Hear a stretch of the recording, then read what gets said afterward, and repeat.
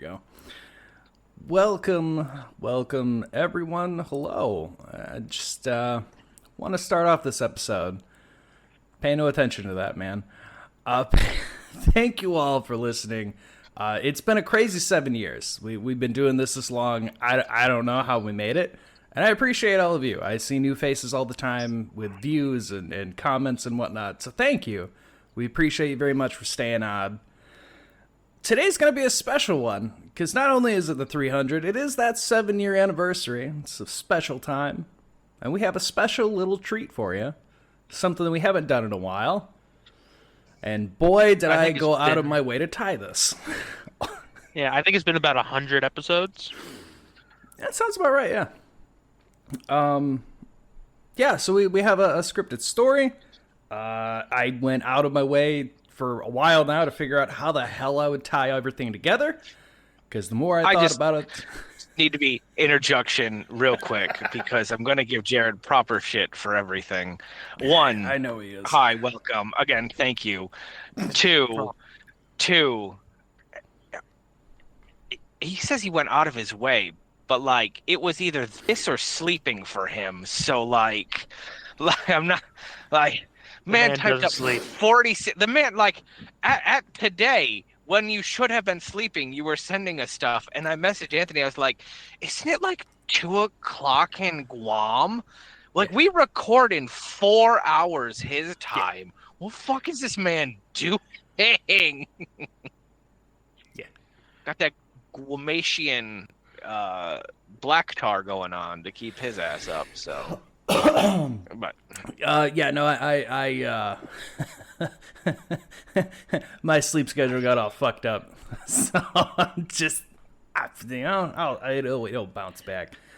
But no, it's because as I was writing this, I came to realize that we've done so much random bullshit over these 7 years. There's shit here. There was shit that I did with Husky Poo years ago, and like there was way too much that was lore wise, and I forgot about some of this shit as I went back through listening to things. So regardless, so hopefully you'll all enjoy this little story bit here. It's called... Go ahead, Jared. Crack the tome. Crack the tome, Jared. Crack the tome. This is called Oddly Dimensional. Prepare. So, as a quick scheduling update, the voice of Velma will be played by Peter Dinklage. So, if it sounds off, fuck you. That's not true. I Velma voice, and it's been a long week. So Mike has second puberty. Also, Canada and Minnesota are on fire, and there's a bunch of smoke over here in Michigan, and it's making it very hard to breathe. So that is unfortunate. We talked about it last week. That's true. Our story begins here, folks. Everyone get your cup of teas, get your coffees, whatever the hell, and enjoy. Velma awakened to the feeling of sand and hot air brushing across her face. The air was arid and dry as it blew over her. She stood to her feet, wiping her glasses of some dust smudges, and slowly got up. She looks to the sky and sees a purple hue, what seemed to be almost like a thin veil of energy that seemed to coat it. She couldn't tell if it was day or night. There was no sun, no stars, not even a single cloud, just empty space. Jinkies, is this Wakanda? Where the hell am I this time? The last thing Velma remembered was trying to fight a slimy pineapple creature. In an asylum, she vaguely remembered something about Seinfeld and zombies? But she tries to gather her thoughts, but is distracted when she spots something running towards her.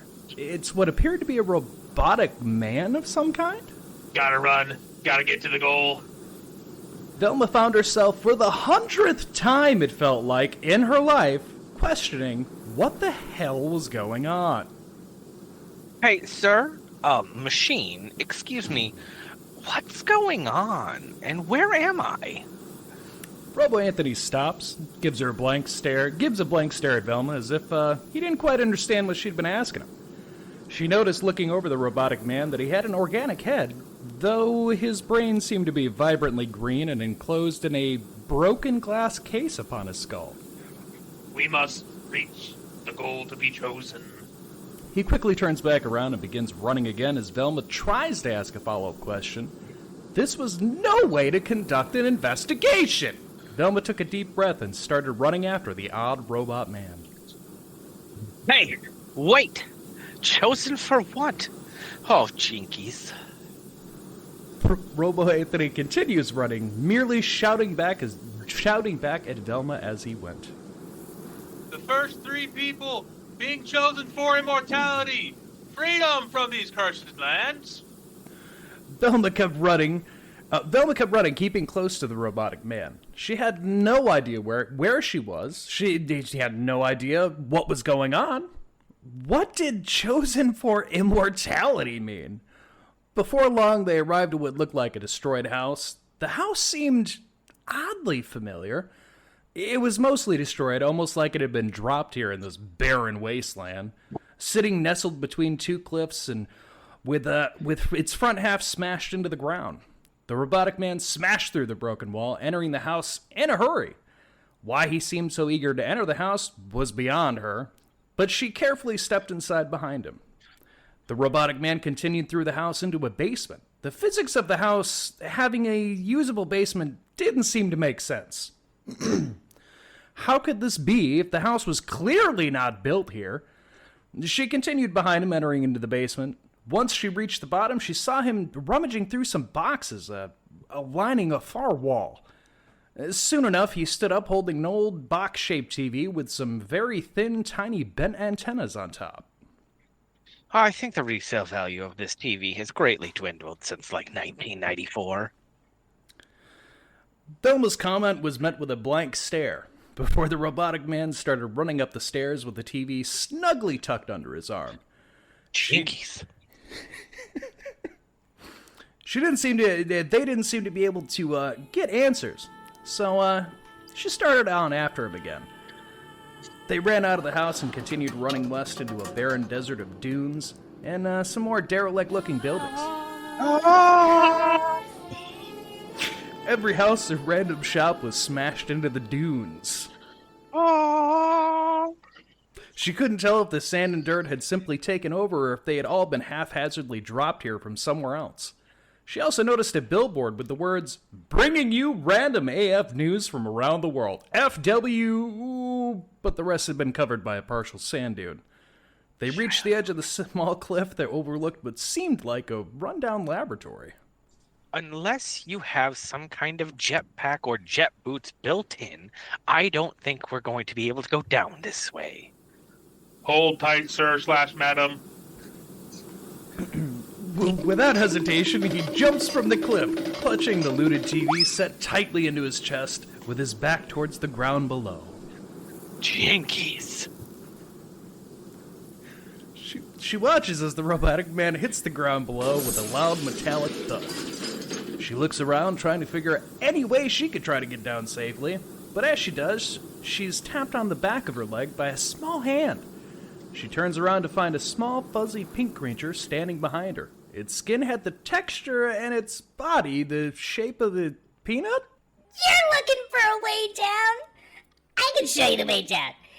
If you give me your toenails. Can you just show me how and not do the whole foot fetish thing?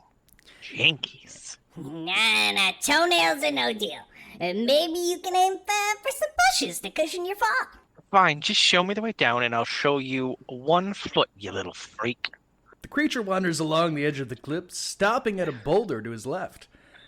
He points at a small hidden path and motions for her to follow.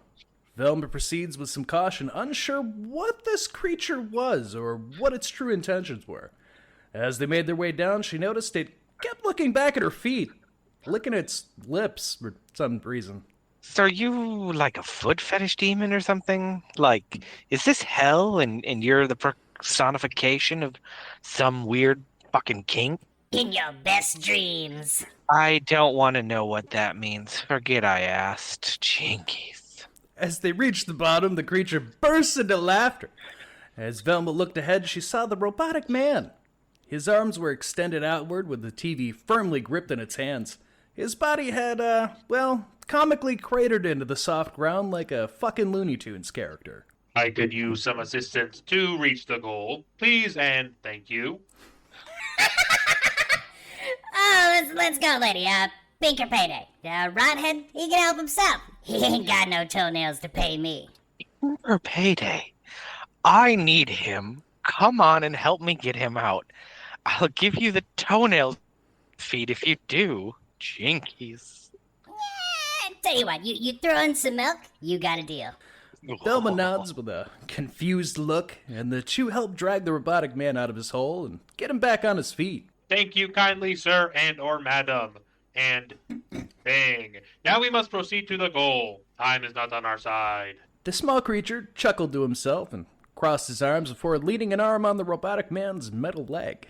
So, why are you and him even bothered anyway? You know Mr. Big Shot isn't gonna let you win. Pardon? Jinkies. You two so-called creators of everything here. You left him in charge, and now here we are. Everything falling apart. Everyone running for their fucking lives for some what, maybe prize? I mean, I doubt the promise made about reaching the goal is even true. Why would he ever want to give us anything special now? He's just coming up with creative ways to delete us all from existence. I mean, I know your head's rotted, but come on, man. Do the math, Tin Man. Calculating. Likelihood of immortality is at 60%, high enough to continue with this venture. Doing nothing holds an 85% chance of deletion entirely. Yeah, definitely rotted there, Coppercock. That number should be more like 10% chance of immortality and a 90% chance of complete deletion regardless of what we do. That's why I didn't bother heading to that place to begin with. Besides, last I heard Redacted was guarding the entrance. He's so drunk, I'm not sure he even knows what's going on to begin with. He's more likely to shoot us and then ask questions to our riddled corpse. I think you mean ask riddles to our corpse, but that's fine. Jinkies. And what was that you said about deletion? The robotic man tucks the TV under his arm again and begins making his way towards the abandoned lab in the distance. Velma and Pinkernutter follow behind. As they reach the building, Velma notices a pair of black-rimmed glasses in the sand near a broken wall, almost like someone else didn't make it. Cough, cough. She stops and picks them up, feeling as though she'd seen them somewhere. They enter the building and find that the robotic man placed the TV on a large metallic table with wires connected to its bottom. Once we have the boss back, our chances will be at 70% of reading immortality. Promise. Want to give that one more go there, big boy? But that's fine. Boss? I'm so confused. Like, your boss or the person that created you? And what are we gonna do? Like, Teams chat with the TV? Oh, great. Look, I'm not staying for this shit show. Velma, take my advice. Walk away now. The minute, and I'm saying the minute, that jackass is put back on that shitty little TV, everyone's gonna swarm you for the chance that he can bypass the even bigger jackass in charge right now. Is this like a special key or something? Someone needs to explain what the hell is going on. It's more like a crown, so to speak. Whoever has control of the TV, when it's in working order, can control the rules of this place. The douchebag left it forever ago, so, shut it off, never came back. But my advice, again, walk away, like I'm about to do. Almost correct, Pinkernutter. Channel got changed, and the one you call a bigger jackass hit the remote, so that the boss wouldn't be able to change what he wanted. I suppose your wording choice was accurate, a bigger jackass. Though entirely that dwells in the goal area was more to blame than boss. It's weird that the robot has a speech impediment, but I digress. Can we stop talking in code? I have no idea what anyone is talking about. Yeah, well, that's what happens when you let chaos and uncoordinated morons control things for 7 years without any real actual plan. You see, you still owe me those toenails, though, by the way, so, come on, darling. So what you're saying is it sounds like someone let the channel go to hell by moving halfway across, and what the fuck is with you and toenails? Nobody quite knows the answer to that question, Velma. You and other questions, your other questions we will have rebooting. Nobody knows the answer to your question, Velma. Your other questions we will have answers to in just a moment, though. Got it in one. The robotic man turns his attention to the control panel, where he begins turning dials and flipping switches. He lastly throws a large switch on the side of the machine. An electric bolt shoots through the connected wires and sparks up the TV, ending at the tips of its antennas. Sexy. The screen begins to flicker as it fills with static. The image of a face begins to flicker and fade with those static lines and fuzz. The screen goes dark again before a bright purple light and neon green glows from the screen. 7 years ago, the boss wanted to create a new form of entertainment. He had become fascinated with unlocking the plane of existence filled with nostalgia. He began to study theories and papers about alternate realities. He believed there was a universe where nostalgia and imagination coexisted in harmony. In our search, he and his business partner, Rex Beaver, started FWNR, Fireside Weekly News Roundup, a small studio with an old friend we call Swamp Man. In the beginning, it was very simple, cover random news from around the world. And as the studio grew, our boss began to experiment with other channels, shows using nostalgia. Our boss made a deal with some dark and sinister that hides in the recesses of your nostalgic mind. This entity grew in power, and the more he would indulge his nostalgic desires. Before long, FWNR staff was filled with characters of their own creation. It was beautiful. Sadly, though, he began to lose his mind. I mean, that's putting it mildly. So get this, right? He became convinced the world was going to end. Real deep web conspiracy shit, man. So the boss, as you call him, Aluminum Ass, he created a persona of himself that embraced the creative and nostalgic dreams he had. I mean, one way to put it, the issue with that being, once that version of that jackass got a taste for power, he started creating things that they weren't all happy and fun. You get myself, Pinker Nutter, how you doing? And, as well as evil creations like Mean Rick, who was derived from his own childhood traumas. And before long, that nut, and not me, put his mind into that modified TV here, created to live in his little nostalgic bliss. But before he went, he then turned his best friend, him, into a cyborg to watch over his new body. But, with both creators being indisposed, the new persona decided, started twisting reality itself. And, that brings us to our moment right here. Cyborg, so that explains the speech impediment. Well, wait, am I real then? Or is this just some sort of random fucking nerd's dream? Which would make sense on why I changed genders so much. I've still got to be dreaming. The TV's glow flashes off, leaving a familiar face on the screen. It was the head that Velma had seen before. She remembered now. The house she was in way back during Oddly Packed House. Go check it out. The house. He was in the attic. The TV.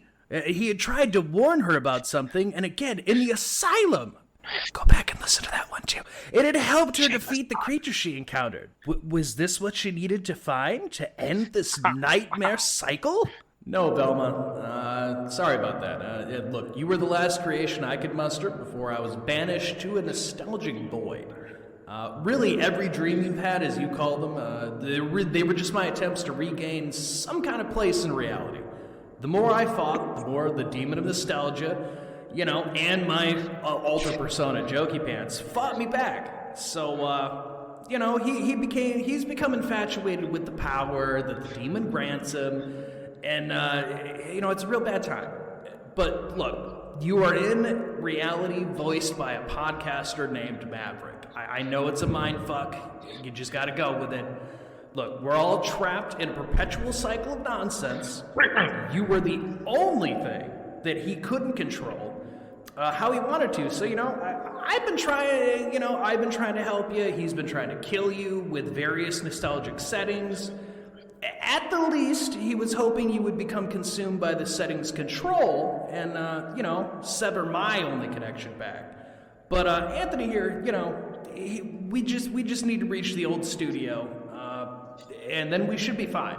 But my time's limited because I can already feel them pushing me out. The head begins to flicker and fade before snapping back with a faint image still on the screen amongst the fuzz. Robo Anthony steps forward and his chest seems to open a small cavity. He grabs a TV, placing it inside before running back outside. Fucking kind of getting kind of meta there in the story, aren't we, there for a second? Regardless of what I just heard, we need to help them stop whatever is going on. Even if I am just a creation of imagination from some middle-aged nerds on a low-fame podcast, being deleted entirely sounds very painful. Coming from you, now, foot boy. Okay, first off, it's Pinkernutter, bitch. Don't ever call me footboy again, or I will literally chew your goddamn toenails off slowly. Secondly, hell to the no. I'm not going to involve myself in some dumbass scheme to fight a demon. I've got my own. Clearly, I like toenails. I mean, come on. And I'm quite content with that. So, good luck, sweet little piggies. Pinkernutter burrows into the ground and disappears, leaving Velma all alone. How sad. But Velma runs after Robo Anthony, following closely to wherever the hell this studio was. She didn't know. But as they walk through the barren wasteland of what appeared to be remains of a small town, they hear the sound of humming? It's strange. At first, Velma thought it may be a helicopter, which of course filled her with hope of a rescue and that maybe this was all a lie and she could be free. But to her chagrin, from behind a half-demolished restaurant came a large wasp. Its exoskeleton was cracked in various places, oozing a green slime of some kind. It was missing legs, some even seemingly replaced with robotic limbs.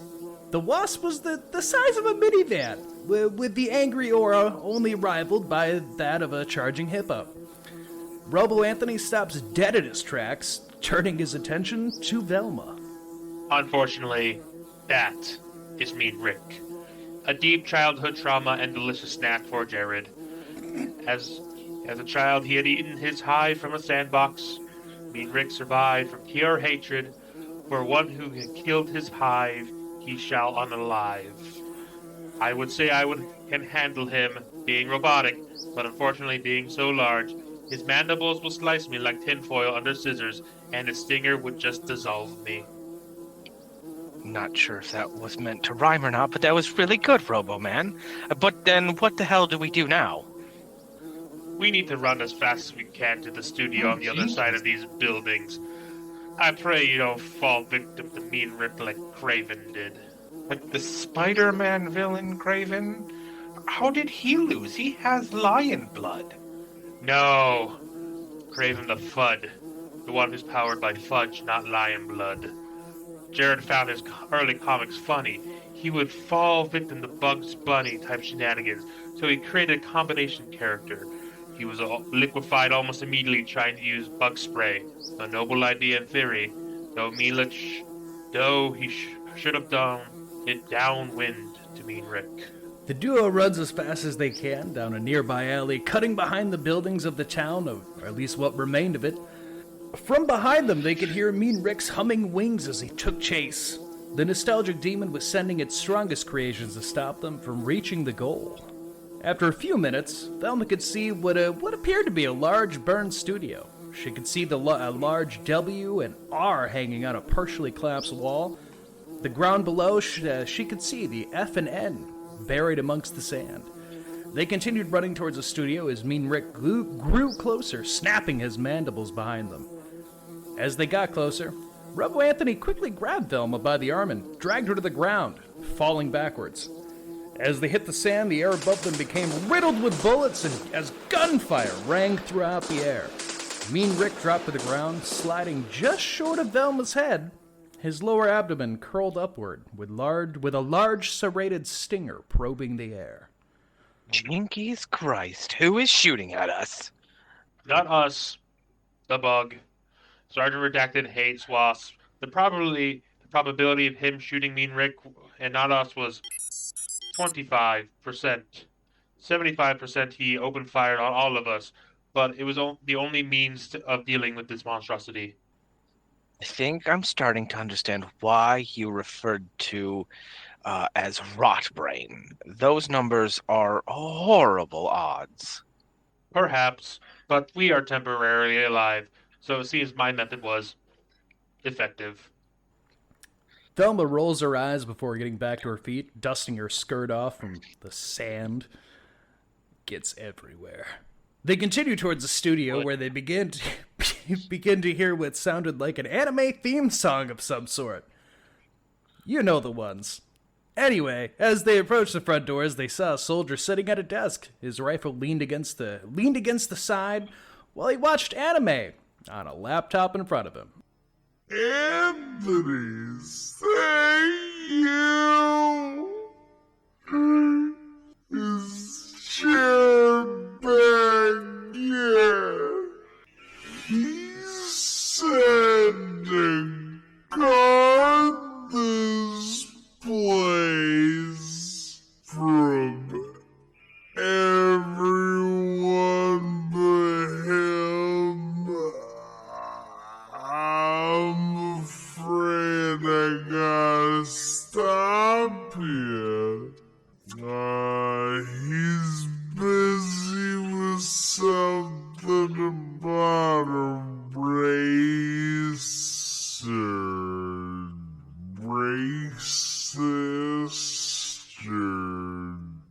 I don't know, something about a tournament maybe?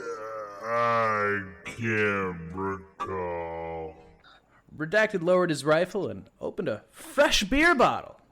Because, beer. Before sitting back to his anime. Velma, meet Sergeant Redacted, a creative persona of one of Jared's childhood friends. Redacted, that is not Jared inside. Though it seems your intoxication has debilitated your ability to tell the difference. Once again. Sergeant Redacted takes a swig from his beer bottle before scratching his head. Redacted, he'd been used as a security measure for the nostalgic creations. That was until Jokey Pants took over. He now served as a deterrent, really, for anyone trying to usurp his power. Fun. For fuck's sake, Jared is on the TV. The guy inside is an evil version of him. Why are you trying to finish whatever race this is to stop him from possibly destroying existence as we know it? Are we all caught up now, soldier? Redacted scratched his chin and seemed to ponder the question Velma had asked him like it was a fucking riddle. But anyway, he figured it out. And after a few minutes, he finishes his beer, tossing it off into a large pile on the side, cleared his throat, stood at attention, and, kind of drunkenly swaying. I had not run for a scenario of that. Good work, Velma. Now, let's finish this. They proceed inside the studio, stepping over various falling beams and ceiling parts. As Velma looked around, she felt oddly at home. She couldn't understand why. Why would she feel at home? She didn't remember being here. She knew she must have been here in the beginning if she was truly created from some kind of nostalgic ether. So why couldn't she remember it? They continued on into the main studio stage area, where the FWNR news desk sat charred and crumbling. Sad times. A partially melted nameplate rested on the burnt wood, reading, "Anchors, Rex Beaver and Harry Johnson." As Robo Anthony walked up to the news desk, he pulls the TV from his chest and sets it down, turns around and begins walking towards the back office with the name Jokey Pants CEO haphazardly taped to it. Velma looks over the news desk and tries to remember how she first came to be in this very studio. Her memory eluded her except for an image of the TV and Jared saying, "She can do it, Rex. I believe in her." What was she supposed to be doing? Her thoughts began to race. From behind her, she could hear what sounded like Robo Anthony arguing with someone, but she couldn't tell who in the office. She looked over the desk and found a recorder with the tape still in it. She clicked rewind and then hit play. Maybe she would finally have some clues. Hey there, Jokey Pants. This is Rex Beaver. Just want to say that I think what you're doing is pretty fantastic. It sounds like a great idea.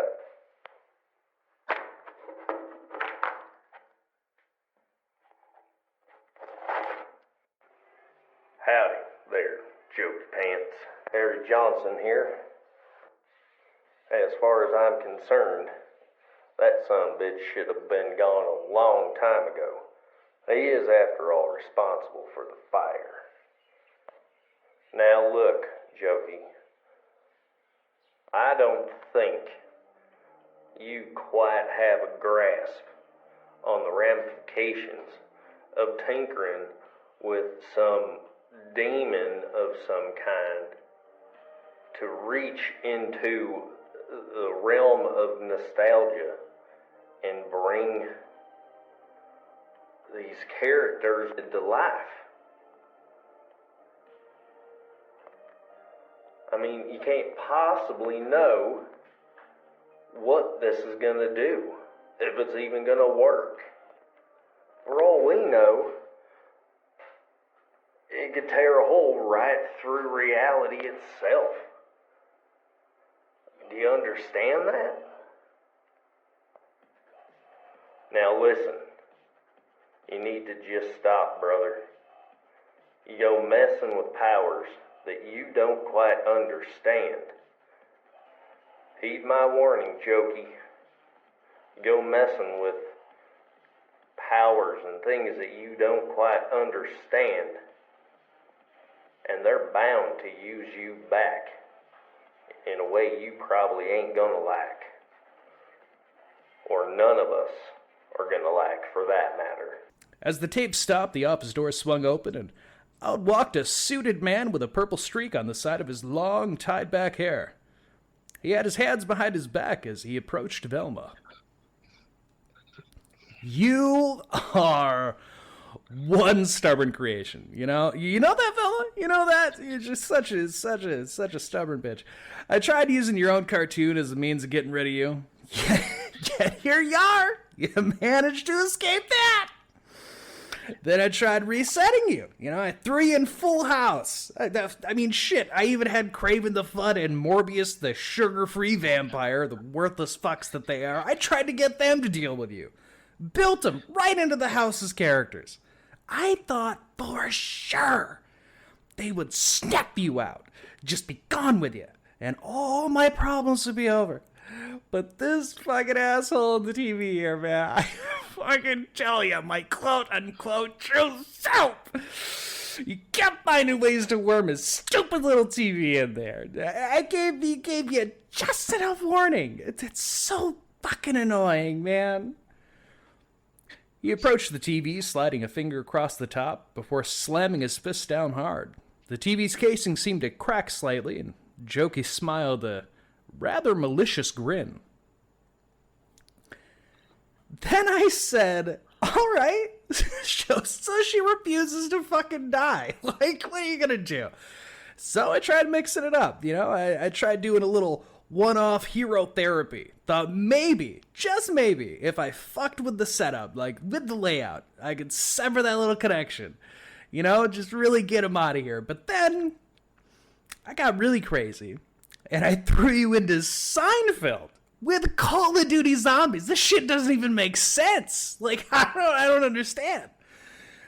But anyway, so something bizarre, right? It's just so bizarre that there's no way you were gonna fucking survive.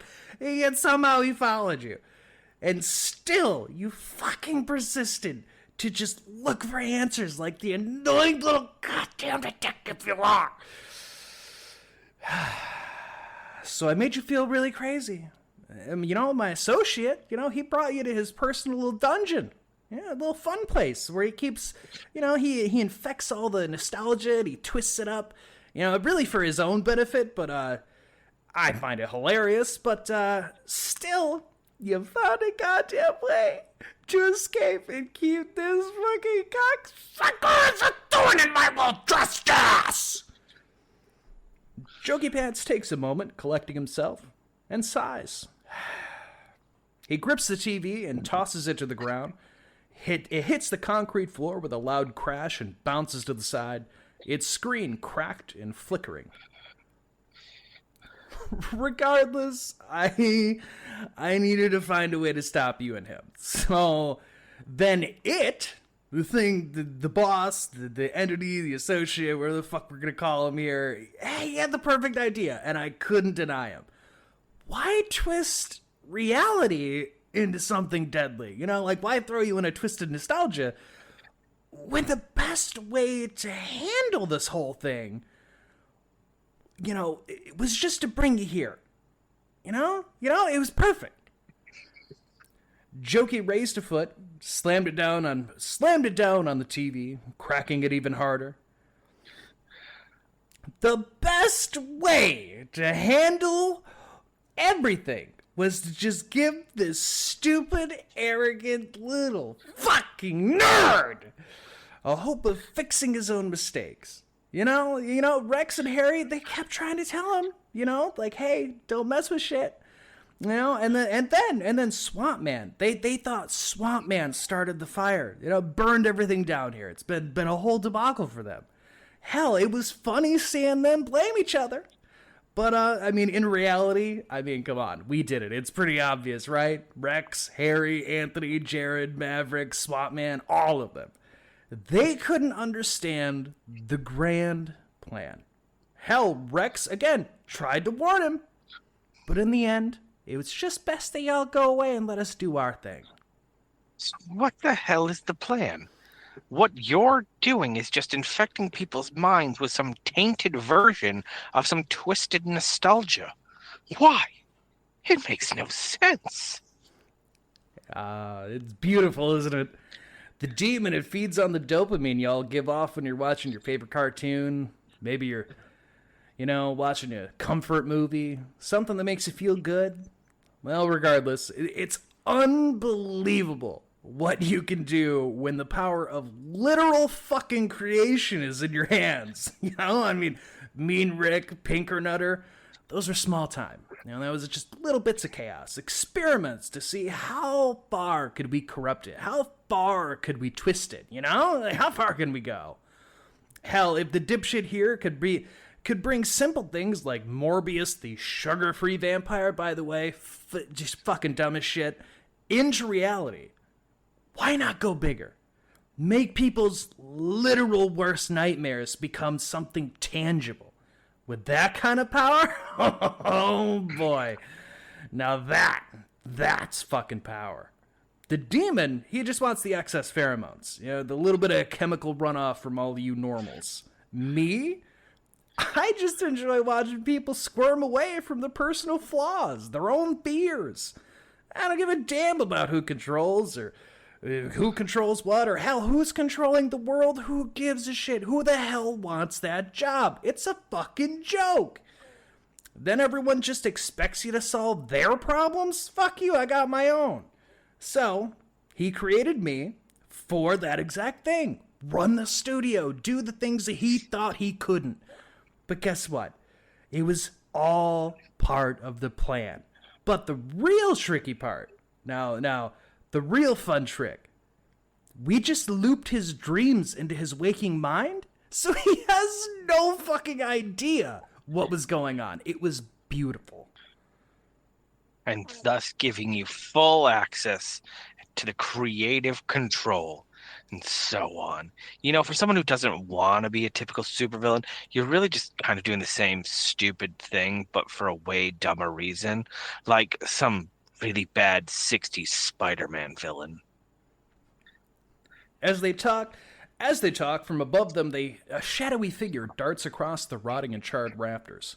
And as Jokey Pants raises his foot once again to finish off and smash the broken TV, of all fucking people, Swamp Man drops from the rafters. He'd been watching the events play out, seeing if Velma could stop him. Maybe he had to, step in so they're not all deleted. But, in truth, it wasn't until he heard those magic words, "I started the fire." The same thing that had been plaguing him for years. Ostracized for burning the studio, losing the remote, breaking the TV, forgetting to hit record, killing Rex and Harry, the list went on and on. Finally, Jokey had admitted to everything. As much as his friends were either dead or, hell, some of them thrown into the nostalgic void, he wanted his goddamn revenge. And his redemption. You son of a bitch! I fought the last goddamn 4 years over me starting that goddamn fire. Now everyone blame me because I was the weird guy. I mean, shit. I like to make sweet love to my gator wife and make it everyone's problem. But hey, I might not be the best at turning on a camera or hitting the record button, but shit. And you know what? I might have shit in the ventilation system of Dreadpool's bunker, and it might have killed him.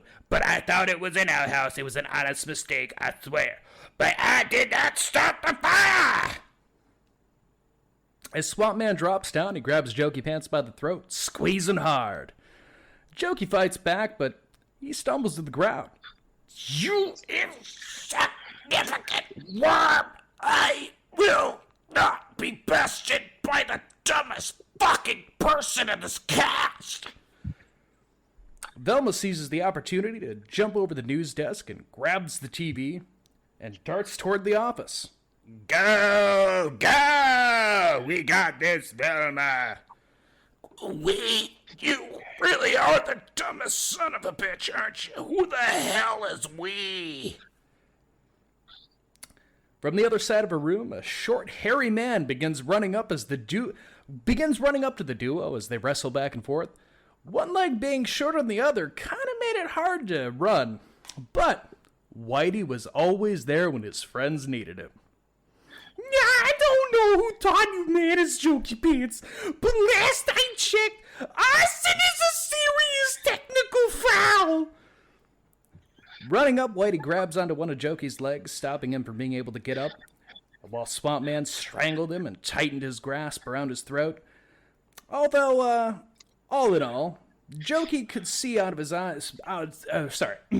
Sorry, folks.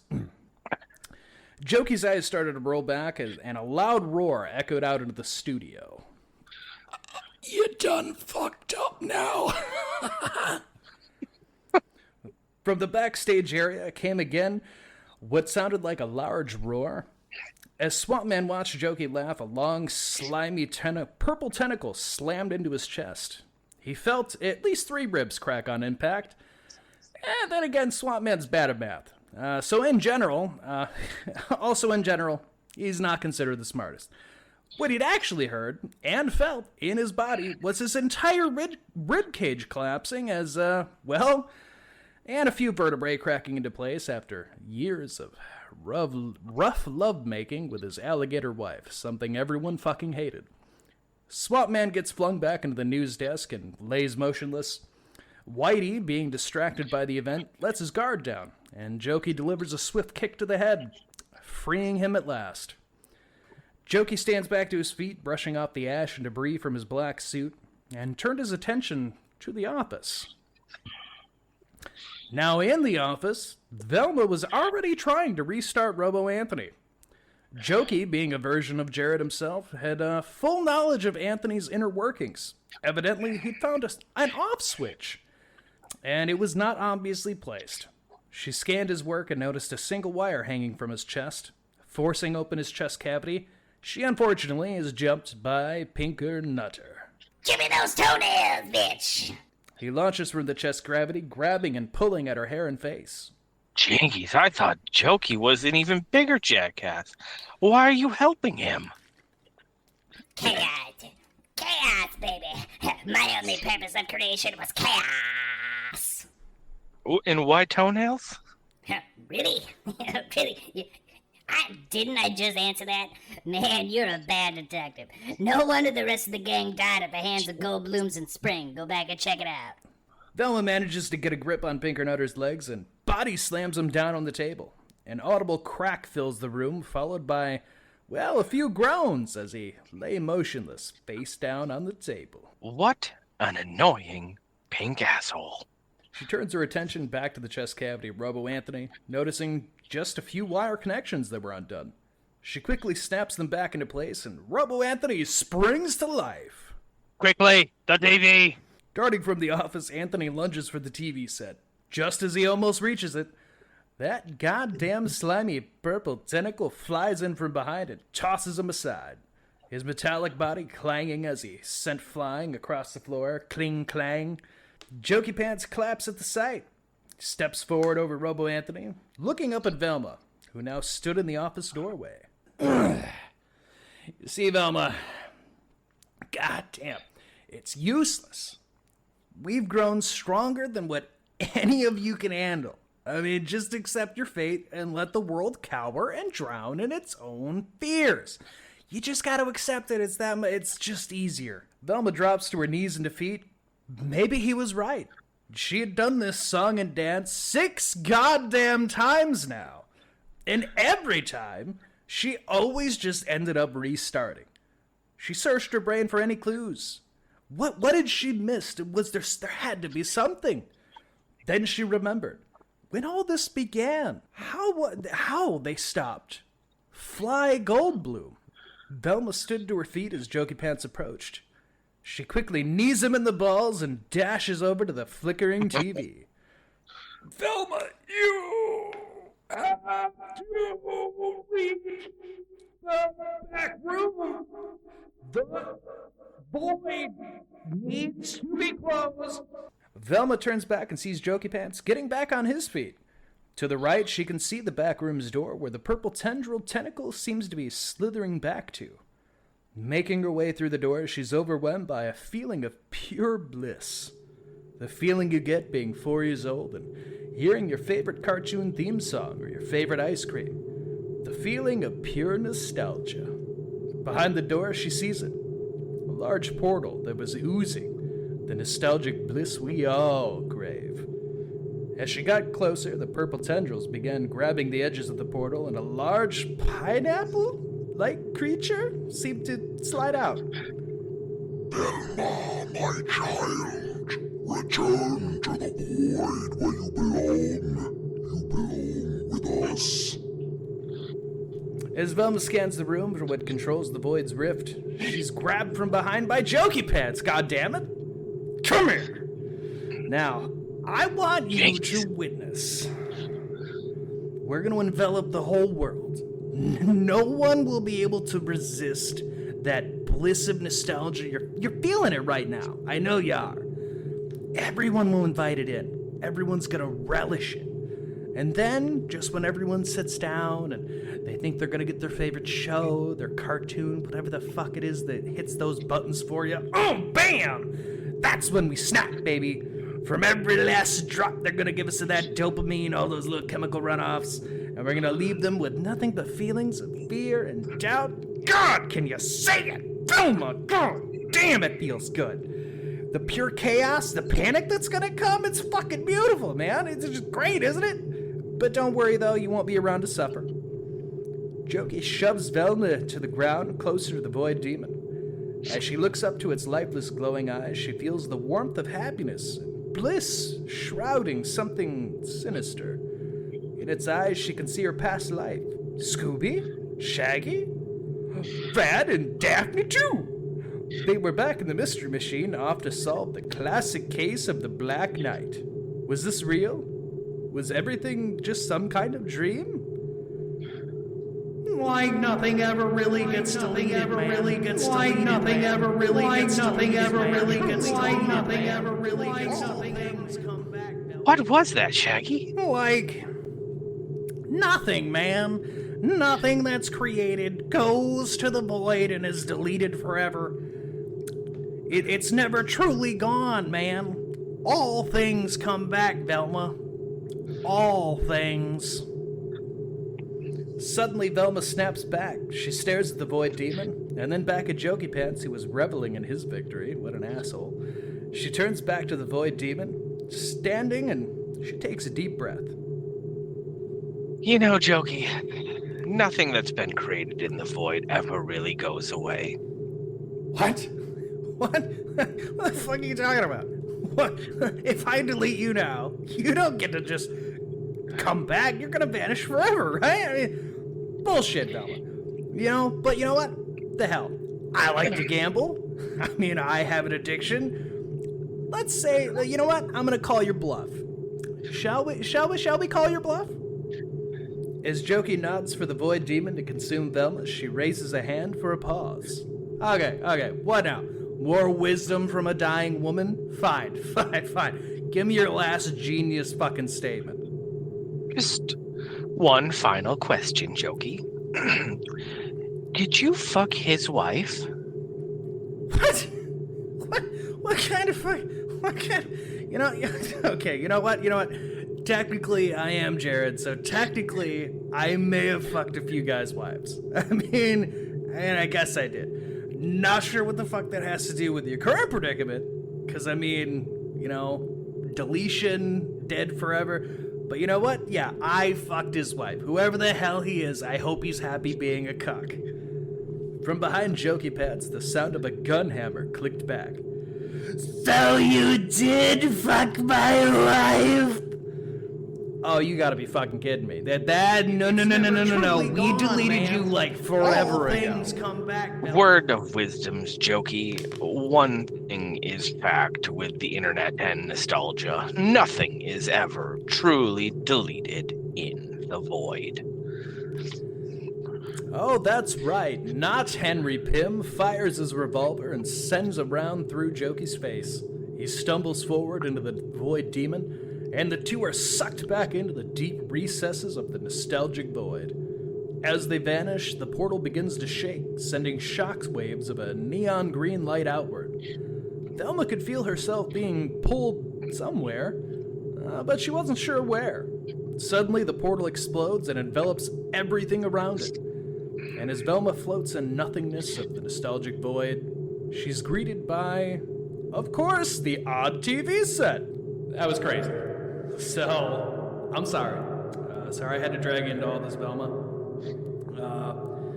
I mean, honestly, thanks, because, I mean, you know, you truly saved everything, and for that, I'm eternally grateful. Like, truly, I'm eternally grateful. You know, honestly, tell you what, allow me to send you back where you belong. You know, you know, Scooby-Doo, you know, whatever case you want, I'm fine with it. And hey, remember to stay odd, will ya? The world's so fucking boring with everyone just fitting in and not doing anything. Just be unique and be yourself. Bye now. In a bright flash of light, Velma awakens back in the Mystery Machine, her friends all laughing and joking as they head out for another mystery. Jeez. And I hear what you're asking. Calm down, dear listener. You want to know, don't you? What happened to that TV head, Jared, and what about Robo Anthony? Hell, they weren't even in the last half. I hear you. Well, I'm afraid those stories are something for another time. Anthony, put the goddamn bear down, buddy. Anthony? Look at it, boss. Isn't it just the cutest little guy? Yeah,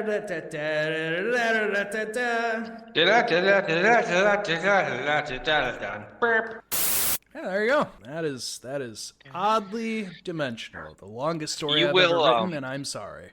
It's fine. You will need to record the first little statement, though. You froze on us. So that first little intro blurb, you'll need to superimpose that when you're editing. So, Okay. Yeah. So that's why we're like, is it us? Did we freeze? Like, no, it's Jared. That's why we were saying those things if you heard us. So just that first that intro bit of that, it just, for whatever reason, the internet hated you right there. Interesting. All right. That's good to know. Yeah. Jared, go ahead, Anthony, and then we'll do the post story interview. No. That's what I was going to get. What are you going to do? Yeah. Jared, how was it? Just like, welcome to Behind the Blow. Jared Miniker story, part 2. Jared, how was it? Right. How was it just yelling at yourself for about 15 minutes there? Yeah, you good, bud? Are you going to unpack some stuff there? Do we need to talk? I'm fine. I'm fine. Okay. Yeah, he's fine. He's fine now, Anthony, because he got it off.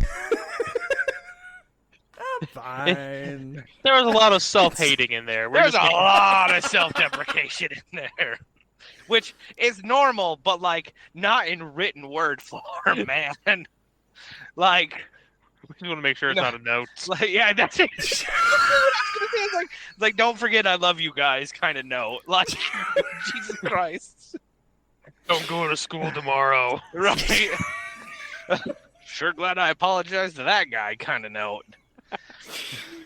There's just a lot of shit that's happened over 7 years, and listen, there was shit that I forgot about in that story, and I'm like, God damn, that's right, it was gold blooms in spring, wasn't it? Yeah. I think the only thing the SAP episode as well. I caught that. Yes. The only thing only person that didn't make an appearance was Mr. John Halo 117. So, yeah, but I get why. Yeah. So I get why. And then also I'm now realizing, Craven the Fudd. I'm now understanding that meme after 7 years. So, guess it just never really clicked for me. But I was gonna interrupt the story, but it had a good flow, so I didn't want to. But like, damn, I get it now. Yeah, for all of you out there, I could always do other things. I just wanted to tie off to end Velma's overall story, because I feel like we just keep making Velma suffer. God. If you want to write more stories, and I can do Nigel Uno pretty good. I can do number 1. Bring me number 1. I'd be okay with that. I think you're okay with that. Do a K&D tie-in for episode 400. You got 100 episodes to figure it out. Yeah, fucking start writing now, bud. Oh, that's fair. That's fair. Yeah, but honestly, so it has been a crazy long time. Jared's lived in like 12 different places in these last 7 years. Shit. Like 4 states, 2 countries.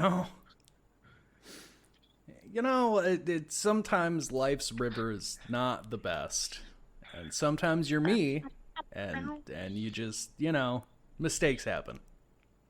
Yeah, sometimes you accidentally sleep with 2 married women, not at the same time. Yeah, sometimes just like 6 months apart, and you end up on a couch.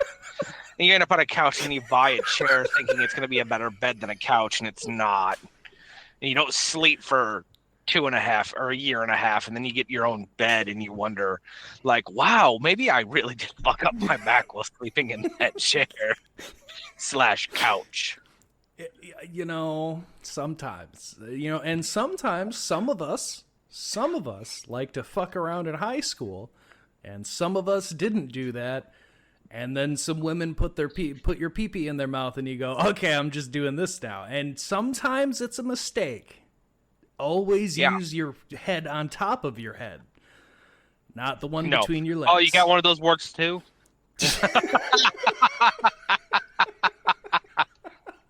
Yeah, they make a cream for that.